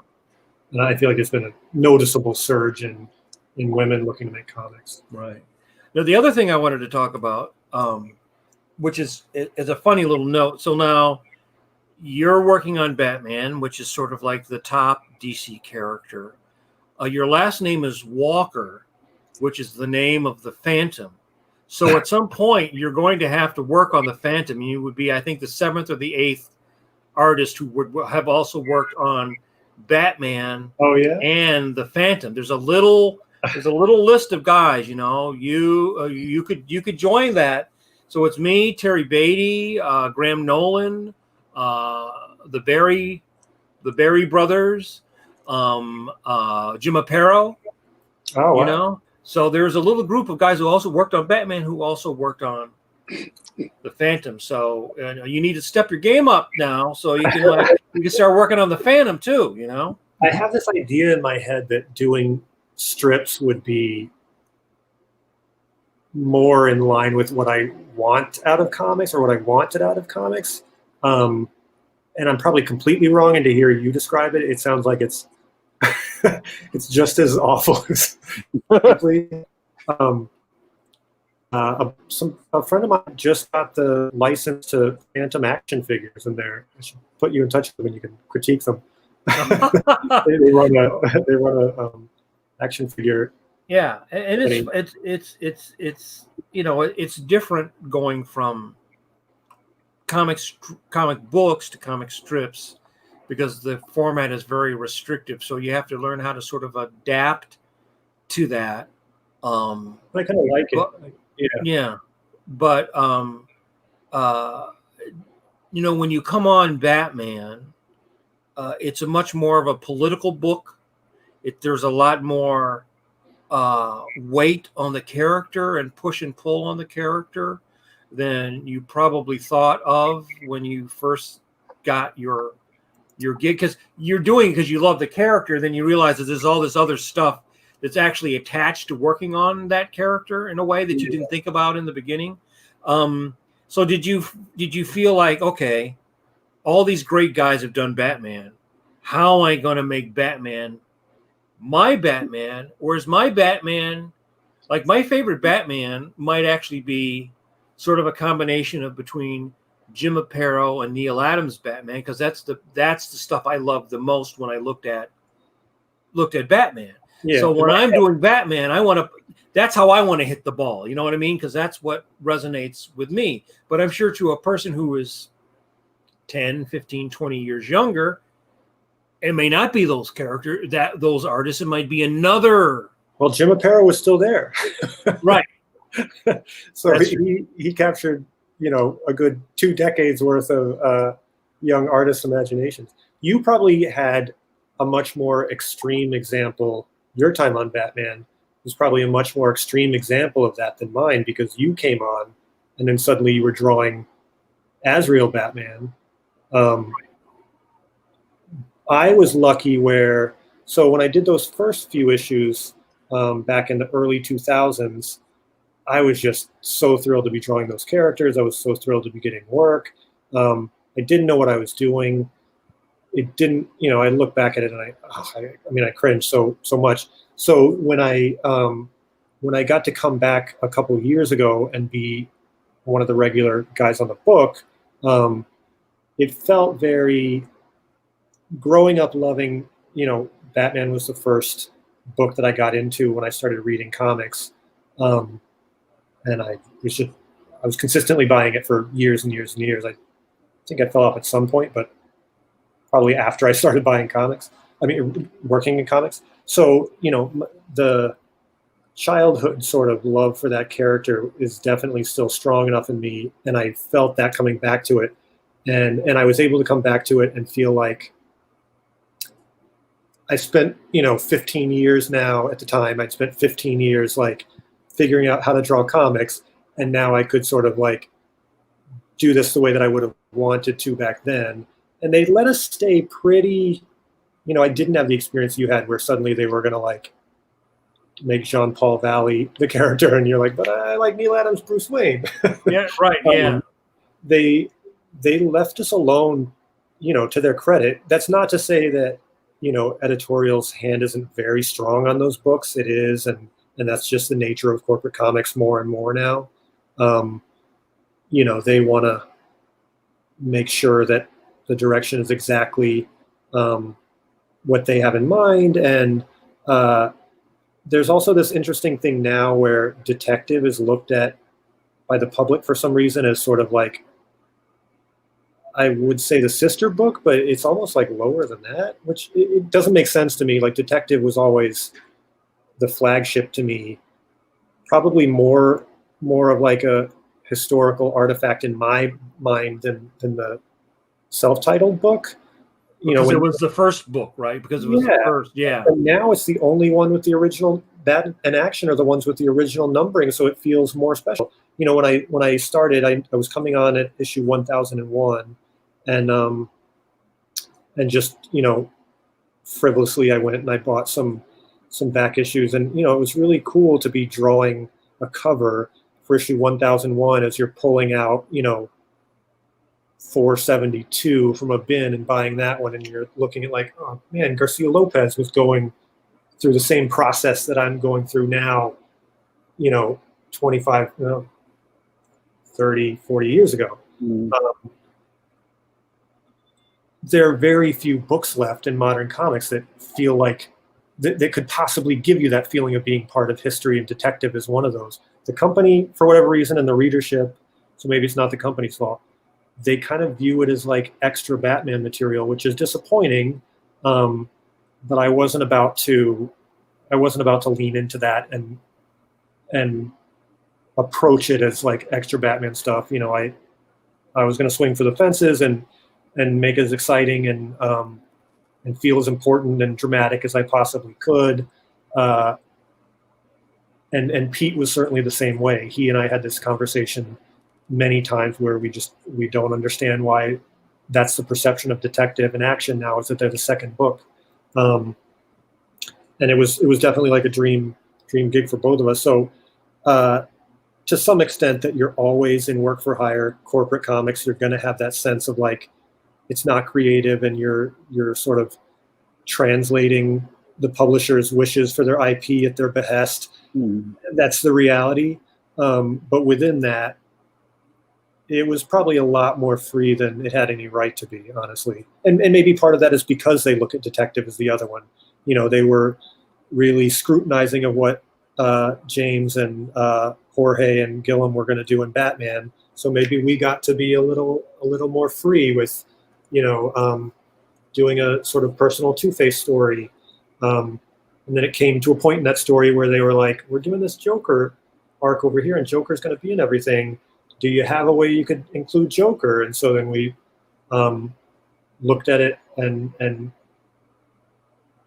I saw some criticism from people that they didn't like us including Joker because he was everywhere. But I thought the story was better for doing that. But going back to my earliest days, those early detective backups I did, and then the Batman stuff that I did after that, that was all part of a crossover. So my experience in comics has always been incorporating the publisher's plans for a greater universe. And I've never been fooling myself that I'm not there to do that. Yeah, I think when I was working on the book, the thing that I imagined it would be was the thing that it ended up not being, which are basically, I felt like I was a hired gun to come in. My only contribution could really be to drawing it, because I didn't have any input on the story or the way anything was structured, because that was all decided in these editorial meetings of how, and then you get this thing goes in this comic, this thing goes in this comic, this thing goes in this comic. You got to wait till this guy draws this thing so you can get reference. It was not that part was not enjoyable, which is why I left, because it wasn't what I thought that I could. It wasn't the best version of me on that character. And so And you're I never found telling a it very, story. right. Yeah. So I Yeah. had I would just get the script. This is your thing, run with it. Right. And so I did not find that very enjoyable. It was a great time financially because I made a lot of money on those, and I still get, royalty checks from it. But creatively, it was very disappointing. But I mean, again, that's you that's just the way those comics are. You can work on another comic where you could have complete freedom, and you'd make no money. You just make your page rate. So there's always that give and take in the business. If you're working on a major character now, I think the real difference I see is that you're pretty much you're boxed into what you're going to be able to do. And there was a time in the early 90s, in the late 80s, where there was a lot more. You could do a lot more different things, and people were cool. Then if it worked, great. If it didn't work, great. But now everything is really lined up because they're really looking at, like, is this going to be something we're going to be able to take and make everybody buy all these books? And it's going to shoehorn into being able to put this stuff into a movie. So, and there's always a feeling of panic coming from the publisher that this has got to work. I remember I did a book from Marvel, Heroes for Hire. I did a Heroes for Hire relaunch, and I think I was working on issue. I was about to start my third or fourth one, and the first one had come out, and I started getting phone calls about how the numbers weren't good enough, and what could we do to spruce things up. And I just was so defeating to hear that when you, that they don't even give those things.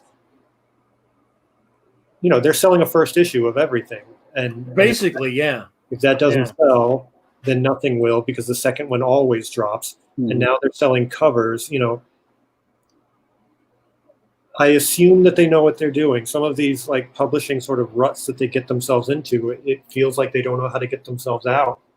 Well, at least you're still getting to do your covers, because that's one of the things I complain.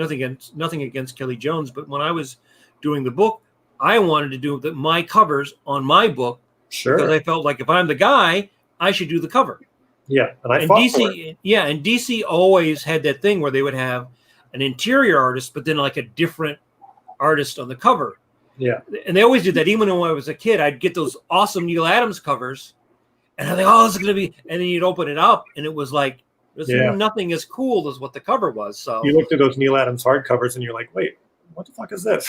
yeah. So I did fight covers in between. They put them all in chronological order, so they'll have an issue that he did, and then there'll be like 6 covers, and then they'll have another issue that has nothing to do with the issue that you just read. They're crazy. Yeah. So I did fight to get the covers on the book. There were discussions about that where I sort of had to push that I expected to do those covers, and they'll slow you down too, because they'll most of the time I've been on Detective, it's been a bi-weekly book. I think there were 2 or 3 issues where they moved it back to monthly, and then they were like, oh shit, we've got to make more money, and they put it back to bi-weekly. So luckily it was long enough after Rebirth where all the books had become bi-weekly that the editors kind of knew what they were doing at that point. So I give them a lot of credit that they could schedule somebody like me, who's not the fastest artist, to do 5-issue arcs, and I managed to do every page, and my inker did every page, and except for last issue of the second arc, my inker, they took a couple pages away during quarantine when it didn't come out for 2 months. So I didn't understand. It was like they were symbolically punishing me through him. Anyway, they won't listen to this. I thought that was ridiculous. But for the most part, I did 2 5-issue arcs in a row there, with every page penciled, inked, and colored by the same people. And a lot of the credit for that goes to editorial, that they'd figured out how to ship a bi-weekly book and get 5 issues without fill-ins, without giving pages away. Because there was a time where they were giving away pages from monthlies left and right. But it definitely wasn't the easiest situation to always be on that book while it was biweekly. And, then suddenly you'd have to do 2 covers in 5 days or something. And you're like, well, I'm not going to be able to touch pages for 5 days. You're aware that that's a huge chunk out of my deadline, and that affects things. And, but I'm not willing to give away the covers either. Yeah. That's a lot of prestige. That's a lot of money out of my pocket. Right. Yeah. Now, when you look at Batman, when you look at your coming back to him the second time, did you have an idea in your head of like what you wanted your Batman to be? Like, if I drew Batman again now, I would draw Batman very different, in probably a more different, or maybe a more confident way than I did then, because I don't feel like I would necessarily have to be Neil Adams or Jim Aparo, even though that is my idea. Like Chuck Jones' Bugs Bunny is my idea of Bugs Bunny, right? So though that's sort of like what I see in my head. So did you have an idea? Did you try to get an idea in your head? Because I mean, that's a hard thing on a character like that, because there's been so many really good artists who have done stuff. Like, well, how do I spin the ball? Yeah, because if you came on and you slavishly, lovingly ate Neil Adams, that that describes sort of your fandom for it, but it doesn't make much of a legacy for you on Batman. Right. It doesn't serve you at all, really. It just makes you sort of like a throwback. Neil Adams fans are going to enjoy that you're on there because you didn't tread on the time that they love, but it doesn't say much about you. But yeah, I think a lot of it had to do just with artistic competence coming back in, where I felt like I knew a little bit more what I was doing than I did when I originally was on Batman stuff. And a lot of it was, I very deliberately sat down and looked at the eras that I loved, the different artists that I loved on it, picked, elements about visual takes that just seemed quintessential to me. There's a lot of Neil Adams in my view anyway. There's a lot of Jim Aparo. There's a lot of Norm Brayfogle. My sweet spot is all the 70s through late 80s stuff. And I feel like so much of the influence that you see in the books now is all very 1986. It's all 86 and 87. It's all Frank Miller and it's all David Mazzucchelli. Now, don't get me wrong. I love that stuff, but I almost feel like it's just being beaten to death right now. Everybody draws in like this thick tank of a character, and like a very beaten up pug type of face with like, they give him like stubble now all the time. Bruce Wayne stopped prioritizing shaving suddenly. Yeah. When you're thick, you can't shave, man. You can't get your arm up. I get my arm down on my face. But so much of what I love about Batman is how all the different aspects of the types of stories that he can inhabit seamlessly. So, when you have that sort of like big bruiser of a figure, he doesn't slink around in shadows, and you lose that sort of like macabre, sort of like stealthy creature of the night type of vibe that you can give him. So, I wanted to bring in stuff like that. A lot of my love of the animated series and like the Bruce Timm design. And I sat and I thought very much about like the planes of the cowl and how to make that look like something different, but also look very much like a classic Batman. And people that have referenced my take talk a lot about like the brow and the eyes, the fact that I drew them more like lenses. It's so that they can have that kind of like Bruce Timm Batman shape, but it still works with a more realistic aesthetic,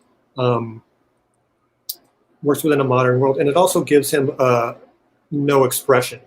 Like all the expression is in the mouth, and I'm even pretty limited with how much I do that. And a lot of that is a character thing. I feel like he's a character that would not show his cards. If a villain really got to him, he would never reveal that. So you give, I don't draw the brow molded like a furrowed thing that he sculpted. Right. That never made any sense to me. And if you draw it just like a smooth element, it hides his expression, and you can do very subtle and interesting things with sort of like the tilt of his head to sort of evidence expression as you need it throughout a story. But I think it by visually removing the character a little bit from the reader, it draws the reader into him and his POV more.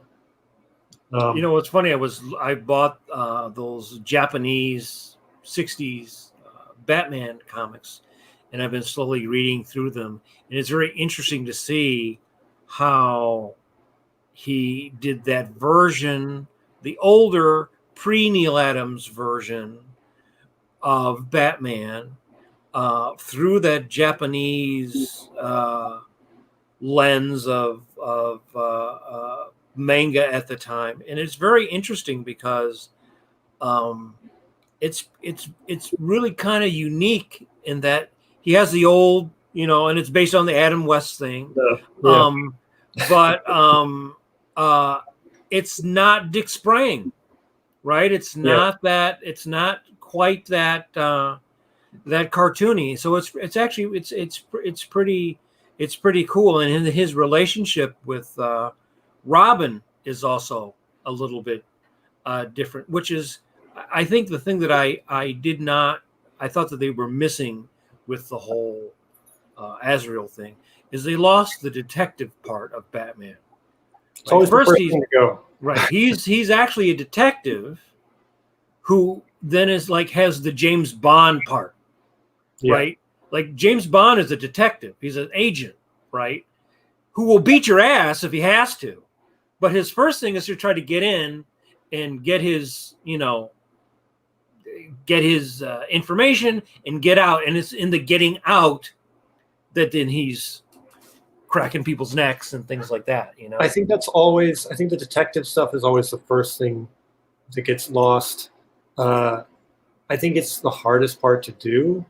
I think it's, you're on a 4-week schedule, sometimes less. And it's easier to just draw quick conclusions of how he gets from one point to another, one story point to another. And I think also like a lot of the expectations of modern like tentpole storytelling that we have pulled over from movies don't accommodate that slow burn psychological type of connections. Yeah.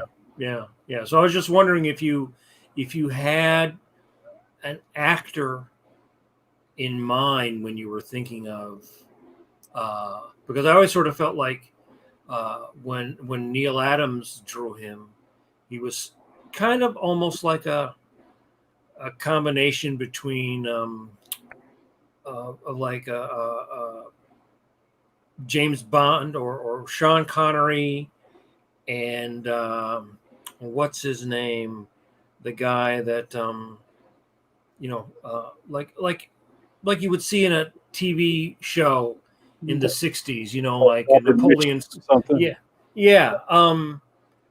And I find that helped me when I was drawing the character. For instance, like I never really had a feeling of what Jean Paul was, like I didn't think of him as like a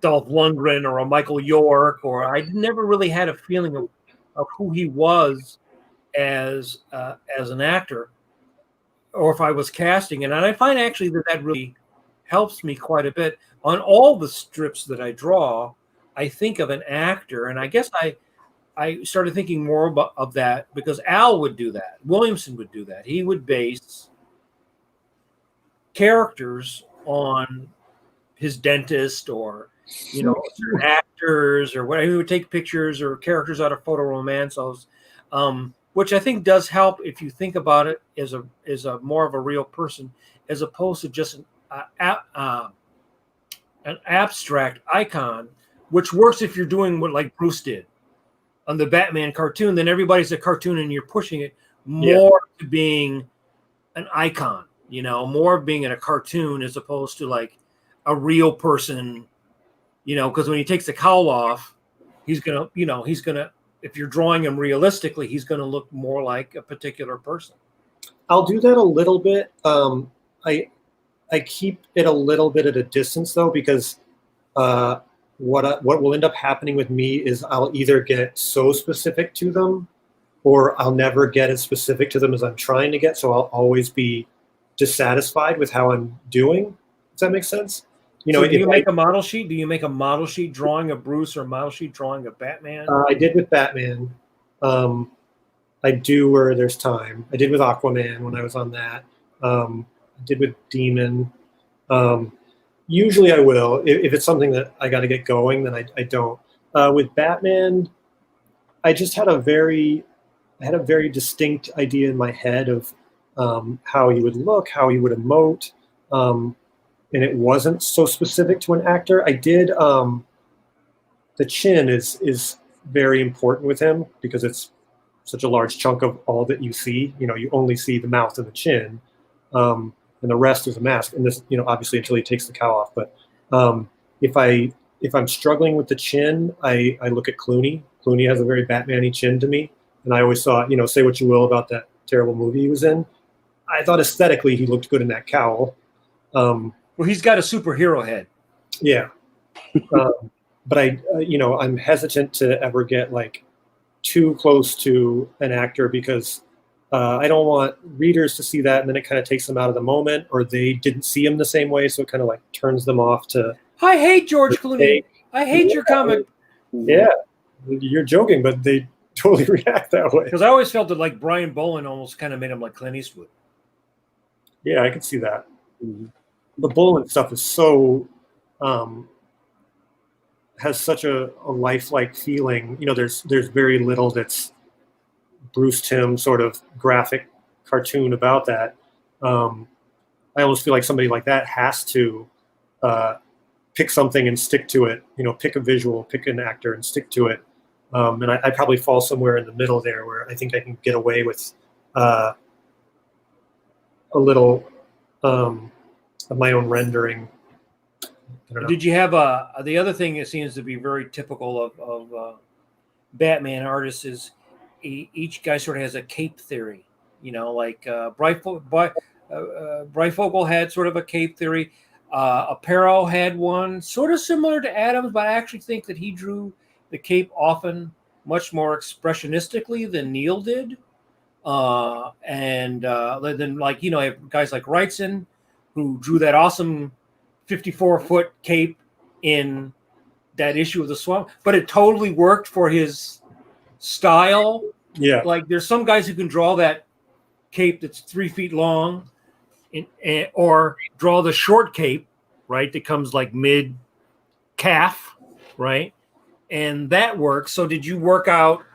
In fact, I remember one of the first times I met Mike Mignola, we were actually in DC and he had just turned in Gotham by Gaslight. And he was talking about, there was a shot where he had Batman on the roof and he spent like 20 minutes just redrawing the shape of this cape. He just wasn't happy with the shape. Some of them will just come right out. Some of them I'll sit there and I'll really labor over it. It just doesn't feel right. I think I went in with one plan, and that's one of those things that I sort of adjusted on the fly. And I would like to think that it has some of that grandeur of like a Breyfogle cape or a Marshall Rogers. But I try to give theirs almost had sort of like a creature-ish life of their own with that. And I try to give it a little bit more texture so that it, again, has sort of like a midpoint between being this living thing and also feeling like drapery and like cloth a little bit where I can. Some panels I'm thrilled with how it went, other panels less so. Yeah, I mean, when you work on the character like that, then you come up against all the great work of people that have done before, and you have to try to figure out a way. And I think it takes a while. I think it's kind of, unless you have a really weird idiosyncratic style like Michael Golden, like right from the beginning, anything he draws is, Yeah, that's one of those things. It'll be interesting to see how my time on the book ages over time. I question these days how much it almost feels like there's so much material coming out. And there's so many people rotating in. It almost feels like few people are even remembered or lasting at all. It'll be interesting to see. It's certainly far and away, it's been my time on a project that I'm walking away feeling happiest about. I've been with this same inker pretty much, Andrew Hennessy, for 10 years now. Wow. Pete Tomasi and I just had chemistry and became good friends right away. I'm on my third colorist now, but they've all just been just dream people to work with that I've always wanted to work with. And you get on a book like Batman, you get that opportunity to finally message your great art friends and be like, hey, would you call me on this book? And they're like, detective? Okay. They'll agree to it. Right. And so like the coloring has I had Nathan Fairbairn on the first arc, and he's been a longtime friend that we had never worked together, and it went so well. And then I was crushed that he couldn't do the second arc, but we managed to talk Brad Anderson into it, and then it gave it a completely different look that I just couldn't have loved more. And now they haven't said who's coloring the third arc yet, and I don't want to say it until we have some work to show. But it's another thing. Brad couldn't do it. We checked with Nathan. Nathan couldn't come back. We found another genius. So that's just been a dream to feel like the end result is going to look. So many times in comics, you're doing the work and you're just barely feeling great about it, and then the chemistry with the rest of the team isn't there, and this has just been chemistry the whole time. Well, that's great, because that was not always my experience. I think things have also changed editorially in a great way since I was on the book. I mean, everything's changed. I mean, the whole Image thing happened. Yeah. And change. Yeah, since 1994, a lot of things have changed. Paper has changed. Pay rates haven't changed, but everything else is.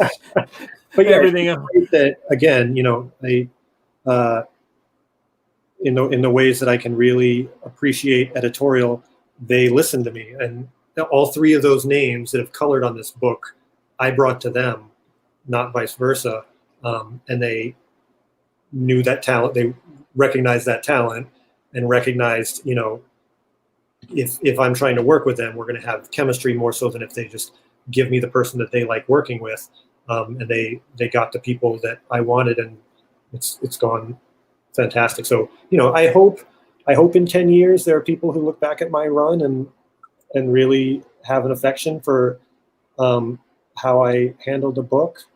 Where do you think you'll be in 10 years? Do you see yourself going off and doing your own thing, or would you like to stay with the corporate side of things, or are you just sort of?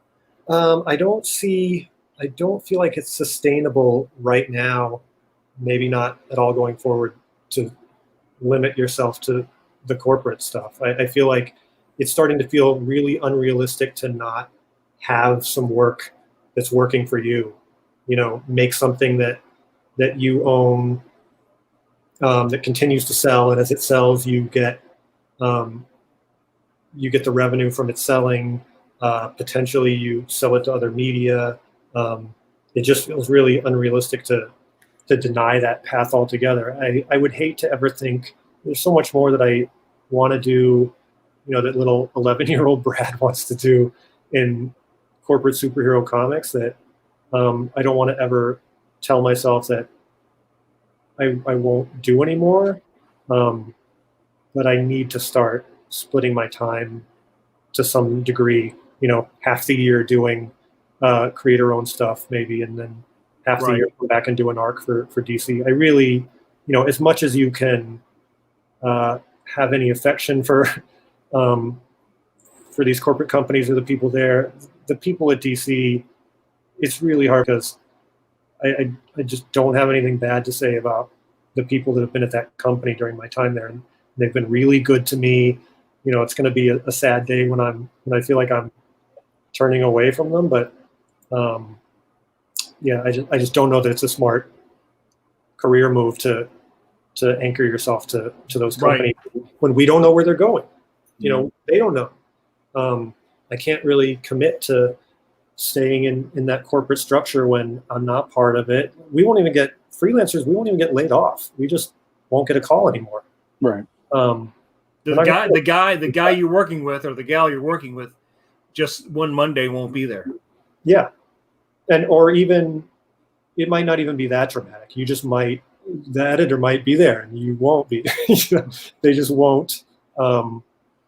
Just won't be responding to emails, or you'll get a, hey, I'm really sorry, that project isn't happening, and there just won't be any more about something else instead. You don't know, and they don't know what their publishing plan is going to be. And Marvel is not dissimilar, and I feel like smaller companies seem like they would be even more difficult to make a, so I don't know. Yeah, I know. I mean, I have a few other friends that are doing stuff, and basically that's it. They don't know whether the project is going forward. They haven't heard that it's been canceled, but they haven't heard that it's been and nobody seems to know from what I see, no one seems to know exactly what the future will hold as far as the distribution and getting it to the stores. So, Yeah. But so yeah, part of me thinks maybe it's a good time to hunker down with one of the houses that has the money behind it, and then another part of me is like, maybe you go and you sort of like ride the waves in the lifeboat and see if the ship sinks. Right. Go back if it right. makes the land. I don't know. Yeah.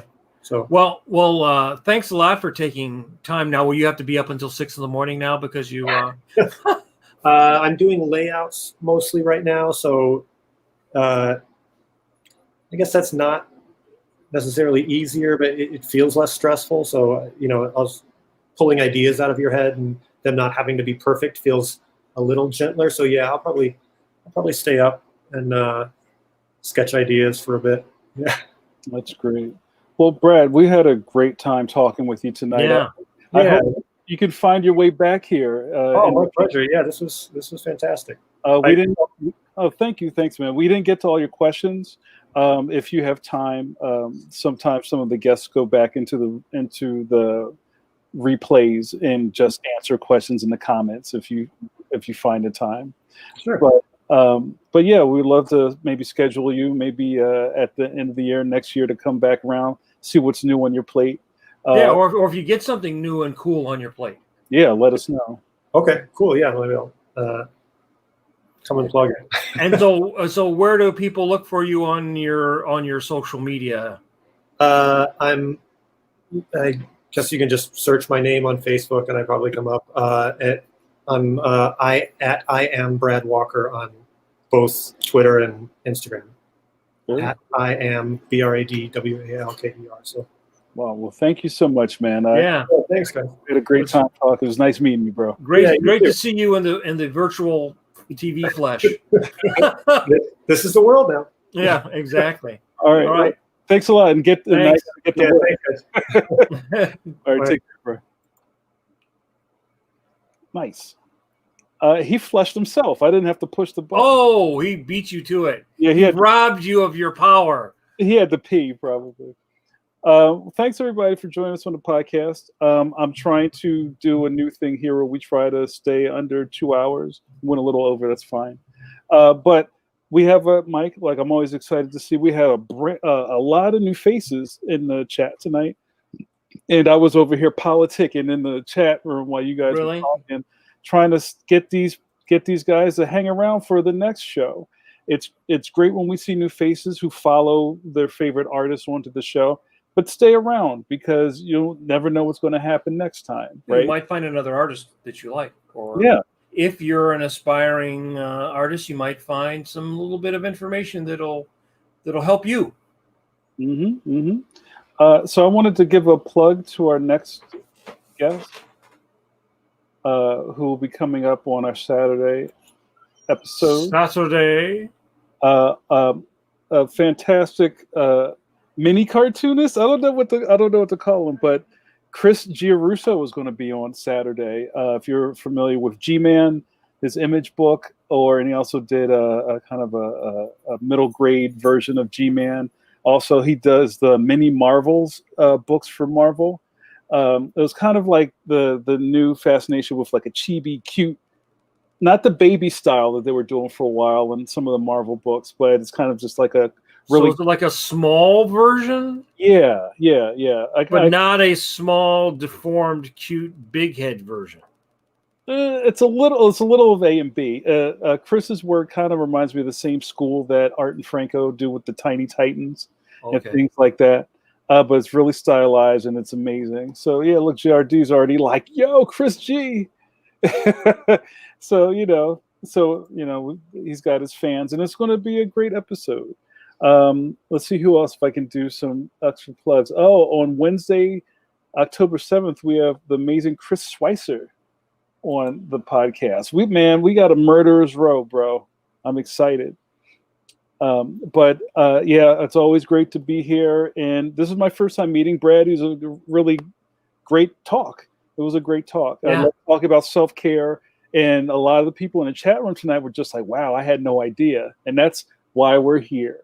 They have no idea how the sausage is made. That's right. And how you make yourself into sausage. That's right. I'm going to turn into sausage too if we don't get out of here. So we're going to wrap it up. So thanks, everybody. If you're watching on YouTube or Facebook, please follow, like, subscribe, smash that alert button. Stay on alert. Right, because we're going to be back here with more dope content. And sometimes, Mike, it might just be... And just some dope. We'll just be pushing dope, straight dope. Sometimes it may just be us talking. And what? No, that's just too boring. There was, remember the last episode, was it the last episode where we were kind of like running a little off and we just started talking about art supplies and the chat room was popping. So don't, even if you look on for the next episode and it's like, oh, I don't know who that guy is, don't not show up. French Curve. it's a French Curve hour. Like, don't not come on because you don't know who this cat is. You might find a brand new fan. That's a back scratcher. It's not a French curve or a ship curve. Oh, pardon me. That's why I dropped out of art school. I think they taught that right after. Where's your ship curve, Mr. Nicholas? Right after I dropped out of art That's school. right. About the ship curve. They made you walk the plank. Yo, King Crino, what's up, brother? So yeah, all right, we're gonna wrap this up. You guys know where to find us. We'll see you back here on Super Sabado. We'll see you on Sabado on Saturday with Chris Giarrusso. You guys have a great night. And if you know our outro, it's get ready, guys. Wash those Kirby hands. Bam! It's my favorite part. You guys have a great night. Thanks so much.